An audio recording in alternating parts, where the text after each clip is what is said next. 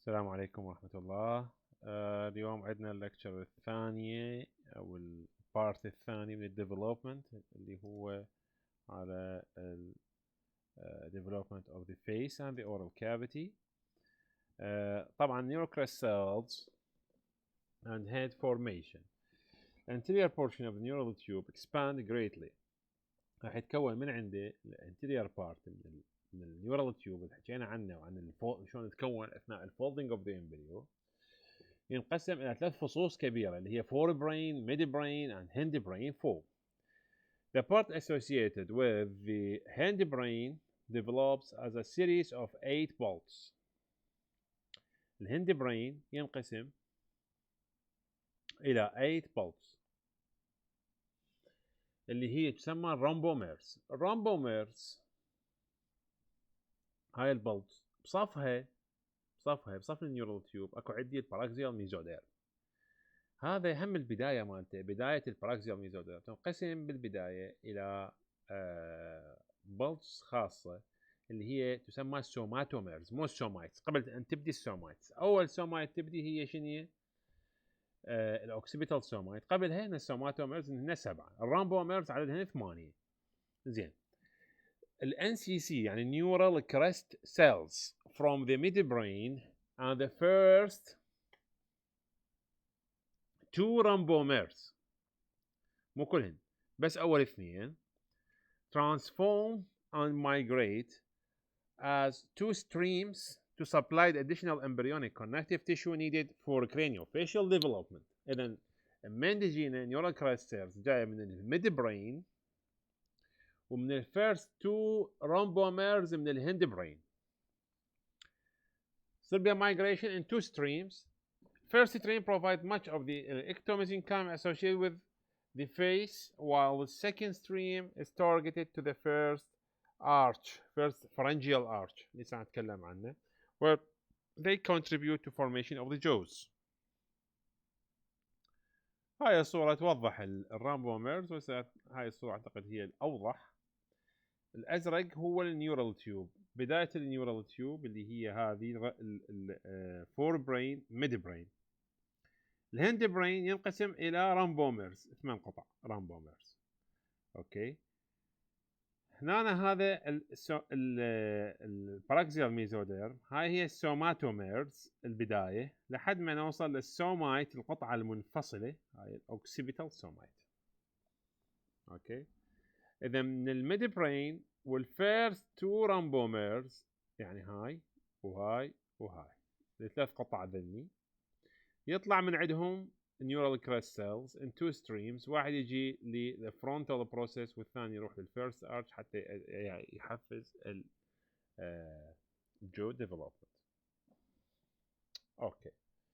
هسه نقول البرانكيال ارش او الفرنجيال ارش. هذا شنو هو البرانكيال ارش والفرنجيال ارش؟ هي proliferation of the mesoderm infiltrated by the migration of the neural crest cells. هن عددهن 6 cylindrical thickening، وعندنا الخامس والسادس هي ترانزيت، راح تذوب بعد فترة وتختفي. بالهيومن بينج يبقى عندنا 4. They expand from the lateral wall of the pharynx and approach the anatomic compartment, expand from the opposite side. إذا يجي واحد من يمنه وواحد من يسره ويلتقون بالميد لاين ويسوون لنا هذا الارش. زين. Arch progressively separate the primitive stomodeum. stomodeum يعني بداية الأورال كافيتي تسمى stomodeum. أوكي. From the developing heart. زين. هاي شلون تخيلوها هاي الصورة. زين. اعتبروا هذا هو البريميتيف stomodeum، هذا هارت وهذا الفرونتال بروسيس. الفرنجيال ارتس هن ذني الأربعة. من الأربعة من يكبرن يفصلن الهارت عن الاستوماتوديوم. اوكي.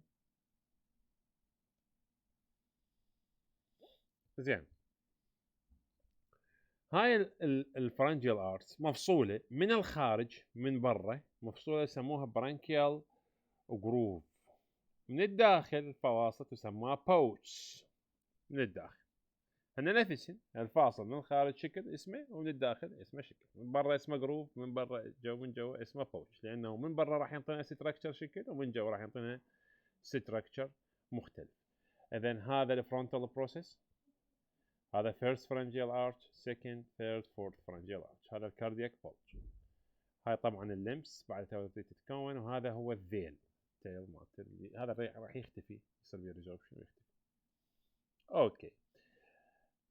الاستوماتوديوم هذا شوفوا هنا اخذنا مقطع بالامبريو، frontal prominence, developing heart او cardiac bulge، وهذا الاستوماتوديوم او ستوموديوم، ستوماتوديوم تسميته صحيحه او ستوموديوم. هاي المنطقه اللي يسموها باكوفارنجيال ممبرين هي نفسها البروكوردال او بريكوردال بليت، حكينا عنها، المنطقه اللي يلتقي بها الاكتودير مع الاندودير. هاي صار هذا مكانها بعد ان صار عندنا فولدنج للامبريو. الاستوماتوديوم فيرست تكون محاطه بمن فرونتال بروميننس كودالي من جهه عفوا شو اسمه روسترالي، كودالي by the cardiac bulge، laterally تكون by the first pharyngeal arch. Okay. The buccopharyngeal membrane is a bilaminar structure consists of the opposing ectoderm and endoderm, separate the stomatodium from the foregut, but this soon break down so that stomatodium is a communication or communicate directly with the foregut. Laterally, the stomatodium become limited by the first pair of the pharyngeal arch, or pharyngeal or branchial arch. Okay. هاي الصورة نشوف بها، هذا من الخارج، هذا من برا، ماكو سكشن، سميناه pharyngeal groove. ثاني من الداخل سميناه pharyngeal pouch، من الداخل من البطن مالتي من جوا. هذا الباكوفارنجيال ممبرين صار بيه بريكج، وصار عندنا بداية الأورال كافيتي. اوكي. شو نشوف بعد؟ الفارنجيال ارتس، او اهم شيء عندنا اول واحد هو اللي يكون بيفد exception. الاول واحد covered by ectoderm from outside and from inside. البقيه كل الفارنجيال ارتس محاطه بالاكتوديرم من الخارج والاندوديرم من الداخل والميزوديرم بالوسط، مثل الطبقات الموجوده بكل الامبريو ما عدا الفيرست فارنجيال ارش. زين، اذا قلنا from outside بيها شنو؟ اكتوديرم، inside endoderm، central core شوف بي NCC neural crest cells والlateral plate mesoderm، كارتلج يحتوي كل فرنجيال ارش على كارتلج. هذا الكارتلج بالفيرست ارش اسمه ميكلز كارتلج، بالسكند ارش اسمه ريتشاردز كارتلج. الميكلز كارتلج والريتشاردز كارتلج، هذا الكارتلج راح يذوب او يتغير، ما راح يبقى ولا راح يصير فد ستراكشر بالمستقبل، هو فد ترانزيت ستراكشر يحافظ لي على الشكل والهيئه مالت الامبريو. First arch راح ينطينا المسل of mastication. Second arch راح يعطينا المسل of facial expression. First arch is innervated by the trigeminal nerve. Second arch is innervated by the facial nerve. Okay. كل arch قلنا يتكون from outside by the ectoderm, from inside by endoderm, from the core, central core, be neural crest cells, lateral plate mesoderm. addition اذا اكو عندنا artery نحتاج blood supply، نحتاج nerve supply nerve، وبيه الكارتلج. cartilage of the first arch اسمه اسمه ميكلز cartilage. cartilage of the second arch اللي هو هذا السكند arch، هذا الفيرست، هذا السكند، هذا الثيرد، هذا الفورث. second arch اسمه ريتشاردز كارتلج، البقيه ما بين اسمه. النيرف سبلاي اوف ذا فيرست ارش شنو قلنا ترايجيمينال، second arch قلنا facial. تمام. زين. third arch شنو هو glossopharyngeal. fourth arch نكملها الفيكس اللي هو العاشر، ترايجيمينال عفوا الكرينيال نيرف. زين. شوفوا الخامس، السابع، التاسع، العاشر، هذه الانرفيشن. زين، هاي صورة أخرى للفرنجيال ارتس والديفلوبمنت، شلون يبدي الأول بعدين الثاني الثالث الرابع الخامس السادس، بعدين يرجع يذوب الخامس والسادس، يبقون عندنا بس 4. وهذه هي النيرف سبلاي شلون جايتهم النيرف سبلاي. هذا جدول الاطلاع انه كل فرنجيال ارتش راح ينطيني. هاي الصورة نشوف بيها بالفيوتشر بارت انه شلون راح الكارتلج كومبوننتس اللي راح تساهم. ميكلز كارتلج راح يكون موجود قريب من الماندبلز، طبعا ما له علاقة بالماندبل فورميشن. سكند ارش يحتوي على ريتشاردز كارتلج ولا علاقة بالبادي اوف ذا هايود بون، ولكن ايضا والستايلوتي بروسيس وبكل الاحوال انه ما يدخل ضمن التكوين. ثايرويد كارتلج و كارتلج ما له علاقة حقيقة، ما اكو يعني ما قريت عن involvement الترانزيت ستراكشرز هذه او الكارتلج هذا المتكون والفيوتشر ستراكشرز. زين شو حيشرح هسه نمشي.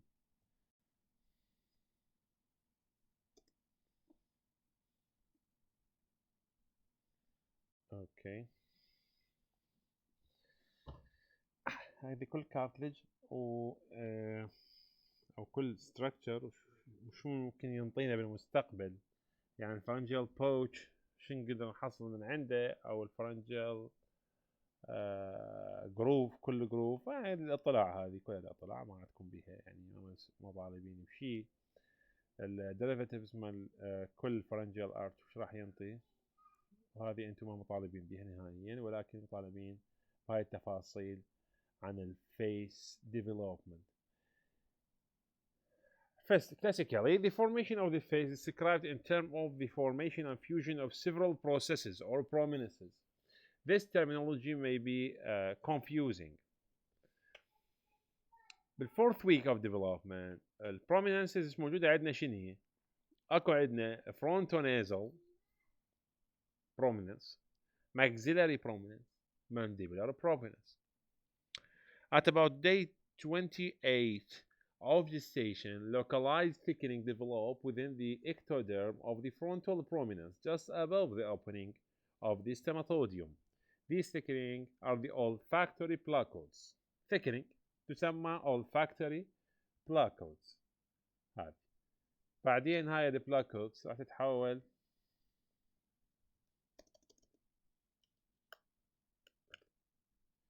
إلى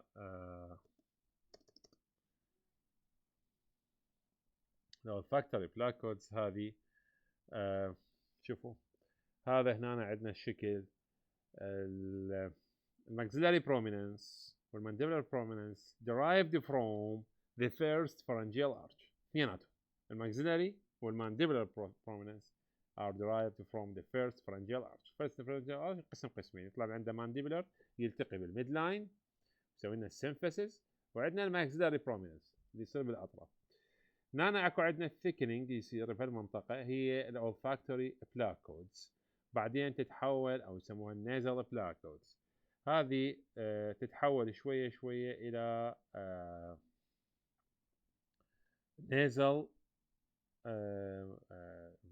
تتحول الى نيزل بيت، بعدين تتحول الى نوز بالمستقبل. هاي الاوبننج مال النوز. فالفرونتال نيزل بروميننس راح يصير بيه عندنا نيزل بروميننسز، ورا ما يصير عندنا نوز او النيزل بيت تتحول الى نيزل بيت، راح يصير عندي تو بروسيسز. هاي صارت بيت. البيت الجزء اللي يكون ميزيال إلها يسمى ميديال نيزل بروسيس، والجزء اللي يكون لاترالي إلها يسمى لاترال نيزل بروسيس. إذا الأزرق هو اللاترال نيزل بروسيس، والأصفر هو الميديال نيزل بروسيس، الأحمر هو الماكسيلاري بروسيس، وهذا الجوا هو المانديبولار بروسيس. هذا اللي بالنص هو هذا الاورال كافيتي او الاستوماتوديوم. اوكي، بعدين ايش راح يصير؟ التو ميديال نيزل بروسيسز راح تلتقي سوي حتى يتحول الى سنجل او 1 medial nasal process. زين اللي يصير بهذا الشكل. ويبدي عندنا فيوجن للبروسيسز هذه. الماكسيلاري بروسيس يلتقي ويا اللاترال نيزل بروسيس ويلتقي مع الميديال نيزل بروسيس.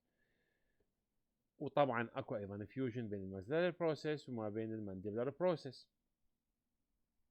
هاي in the next 2 weeks يعني مع شهر ونص راح يبدي يصير عندنا هذا الميكسيشن. زين الفيوجن شلون يصير؟ الفيوجن نعرف احنا كل بروسيس هو متكون من الخارج lined by epithelial tissue او ectoderm tissue. الاكتوديرم وجوا اكو عندنا الكونكتيف تيشو او الميزوديرم. زين يصير عندنا approximation اقتربا. من يصير كونتاكت يبدي يصير ريزوربشن للخلايا الموجوده بالكونتاكت. هنا يصير بها ريزوربشن وبالتالي راح يؤدي الى connection between the two connective tissues و connection between two epithelial tissues. يصير هنا connection يصير هنا connection.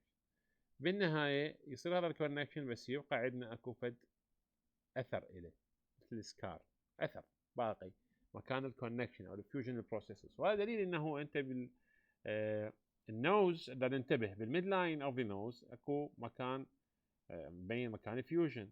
الفلترم اوف ذا ليب، الليب الابر ليب هي الفلترم، هذه جايه من الفيوجن between the medial nasal process والlateral nasal process from both sides. mandibular symphysis اكو عندنا مكان مثل طسه بالنص صايره. هذا الطسه او هذا المكان هو مكان الفيوجن between two processes.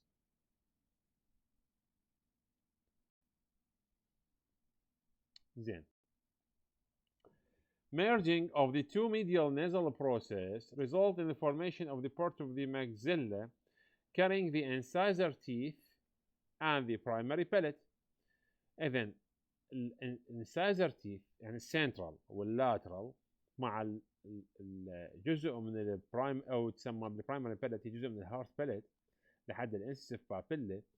هذا الجزء هو يتكون بواسطه الميديال نازل بروسيس.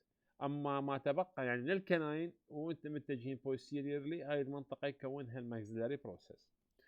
زين fusion occur between the forward extent of the maxillary processes and the lateral aspect of the medial nasal process will obliterate the bucconasal groove and result in the formation of the lateral aspect of the upper lip. Okay, then upper lip من ايش متكونة؟ بهيك حالة متكونة medially من النص by medial nasal process, laterally by the maxillary process. Lower lip formed by the merging of the two streams of the ectomesenchyme of the mandibular process. Okay. Face develops between day 24 and 28 of gestation. By this time, some of the epithelium covering the facial processes already can be distinguished as odontogenic or tooth forming. هذه موجودة بمنطقة البرايمري باليت ومنطقة السكندري باليت بالنسبة للأبر، وموجودة أيضا المانديبولار process.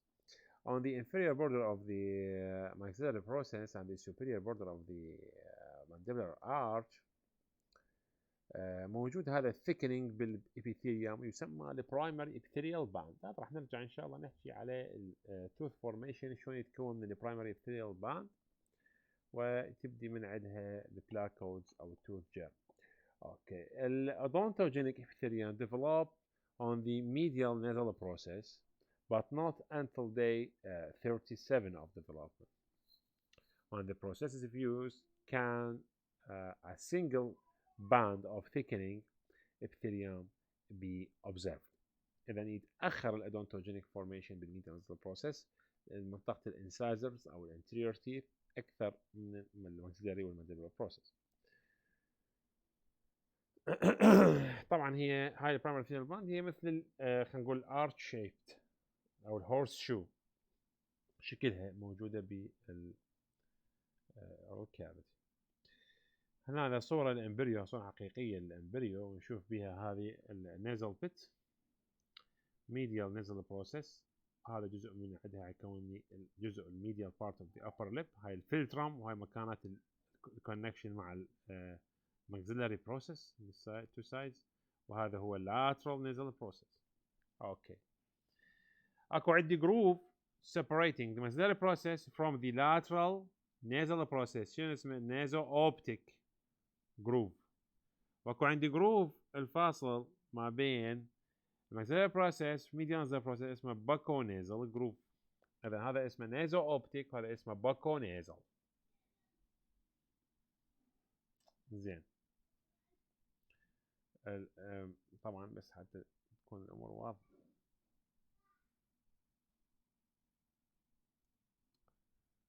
naso-optic يعني في بعض الأحيان يسوي لنا قسم يسموه لاكريمال جروف، حتى فيجي التسمية هذه تجيكم بعدين. أوكي. هنا نشوف بالفيوتشر هيومن كل بروسيس ايش راح يسوي. هذا الجزء اللي بالميد لاين يسوي لنا النوز والفلترم اوف ذا upper lip والميديال بارت اوف ذا upper lip يسوي الميديال nasal process. اللاترال nasal process مسوي لنا الجزء الأحمر. maxillary process مسوي الجزء الأخضر. mandibular process مسوي الجزء الأزرق. وهنا إذا صار عندنا failure بال fusion of these processes ممكن يسبب لنا cleft facial cleft، أما يسمى oblique facial cleft bilateral cleft medial cleft. بس ناخذها إن شاء الله بالجزء القادم.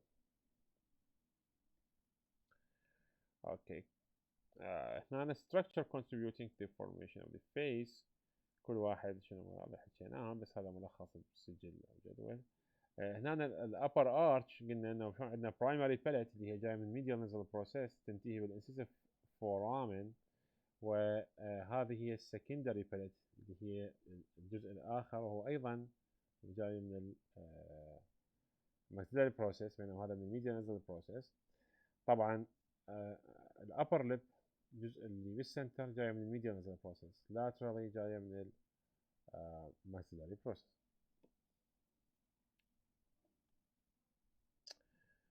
اوكي. formation of the secondary palate. secondary palate شلون راح تتكون؟ secondary palate تتكون من three processes اللي هن شنو؟ اللي هن من الماكسيلاري بروسيس يطلع عندي فد شيء اسمه البالاتاين شيلفز، two palatine shelves هذه، وعندي النازل سبتم يجي من الفرونتال بروسيس. اثناء الفورميشن بكل بساطه التانك هذا موقعه، والتو بالاتاين شيلفز صايره على السايدز مالت التانك، يصير ديبريشن بالتانك ينزل لجوا، يسمح للتو بالاتاين شيلفز to meet at the midline ويلتقوا وياهم النازل سبتم ويبدي يصير diffusion يبدي anteriorly and يستمر continue in the posterior direction وينتهي بالفيوجن complete fusion بالformation of secondary palate. زين. After 7 weeks of development, tongue is withdrawn from between the shelves الشيلز راح يصير بها elevation fuse with each other with the tongue، وبالتالي راح يسوي لي هذا الكلوجر بالسكندري باليت proceed gradually ويستمر in posterior direction. هاي صورة أخرى للفيوجن وشلون يصير الفيوجن، وبالنهاية نحصل على separation between the nasal cavity and the oral cavity. كان oral nasal تحول إلى oral وإلى nasal. زين. As palatal growth proceeds, the fusion between the shelves of epithelium is occurred by شو يصير عندنا؟ يصير عندنا first thin down and then break up into discrete islands of epithelial cells. والبasal lamina surrounding these cells then is lost. والepithelial cells lost their epithelial characteristic and assume fibroblast-like feature. هاي يعني اكو هيك خلينا نقول نظريه تقول انه يتحول الى الابيثيليال تيشو بهاي الاريا يتحول الى فايبروبلاست لايك فيسموها epithelial mesenchymal transformation او transition. هذا ما يحدث في كل الخلايا، جزء من الخلايا. transform to the mesenchymal cell epithelial mesenchymal transformation. وبالنهاية يصير عندنا هذا الفيوجن للبلد. اوكي هسه عندنا الجزء الثاني اللي هو الفورميشن اوف ذا تانج. التانج شلون راح يتكون؟ tongue began develop at the 4 weeks of gestation. طبعا pharyngeal arch meet in the midline. راح يتكون عندنا number of swellings اثر البروليفريشن epithelial الكونكتيف عفوا الكونكتيف تيشو mesenchymal tissue. First swelling هو يسموه tuberculum imper arises in the midline of the mandible flanked by two other bulges اللي هي lingual bulges. These lateral lingual swellings enlarge to merge with each other with the tuberculum imper to form large mass. وهذا راح يسوي the mucous membrane of the anterior 2/3 of the tongue is formed. يعني وش يسوي؟ The mucous membrane of the anterior 2/3 of the tongue. Okay. root of the tongue راح يتكون من شنو؟ معظم من السويلنجز اللي هن جايات من ال second, third, fourth pharyngeal arches. This swelling consists of copula اللي هي جاية من second arch and large hypobranchial eminence associated with the third, fourth arch. The tongue develops the hypobranchial eminence over overgrowth the copula which disappear. لأن copula راح تختفي. زين. The posterior part of the fourth arch marks the development of the epiglottis. يعني يسوي الكارتج اللي هي بالposterior part اللي هو epiglottis. يعني التانج حتى نحكي anterior 2/3 جاي من tuberculum imper two lateral lingual swellings. سوينا anterior 2/3. posterior 1/3 جاي من الكوبيولا اللي هي من السكند arch وهاي تختفي. ويبقى عندي شنو الهايبوبرانكيال ايميننس اللي هو جاي من الثيرد والفورث ارش هو اللارج. وهذا راح يسوي لي الروت اوف ذا تانج.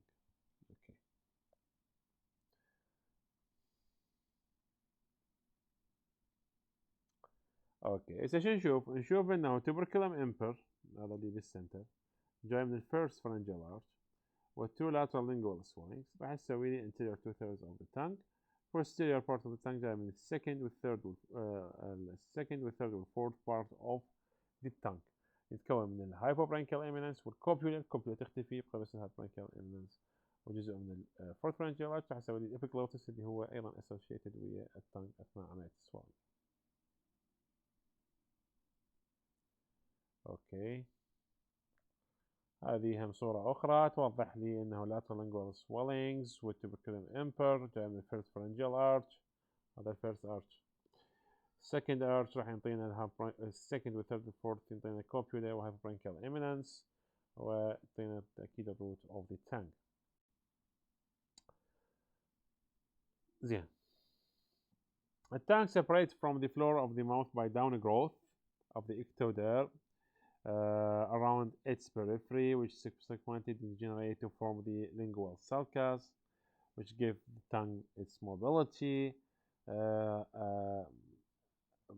The unusual development of the tongue explains its innervation because of the anterior 2/3 of the tongue is derived from the first arch.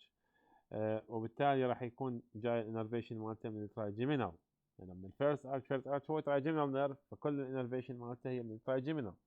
Mucosa of the posterior third of the tongue is derived from the third arch supplemented by the ninth cranial nerve اللي هو glossopharyngeal nerve. The muscles of the tongue has a different origin. They arise from the occipital somite اللي هي أول somite تتكون. وبالتالي migrate to the area covering the nerve supply. The 12 pharyngeal cranial nerve اللي هو الhypoglossal nerve هو يعطينا innervation in muscles of the tongue. إذا هذول السويلنجز كلهن حكينا عنهن نسوي لنا innervation أو تسوي لنا فورميشن للميوكس ممبرين بالانتيريور بالتنج. أما المسلز أوف ذا تنج فهي جاية من الأوكسيبيتال سومايت اللي هو يتغذى باي الهايبوغلوسال نيرف. اوكي هذا البارت انتهى. احنا هم نقول ثانك يو مؤقتا، نكمل البارت